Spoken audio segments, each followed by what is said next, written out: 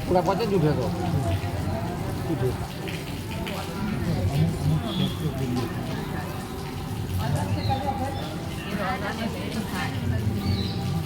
खुली बोली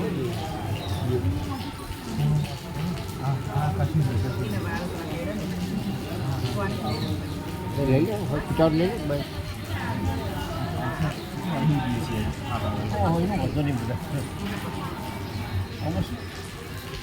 ખુલ્લી પેલી હોય ને કપી જાય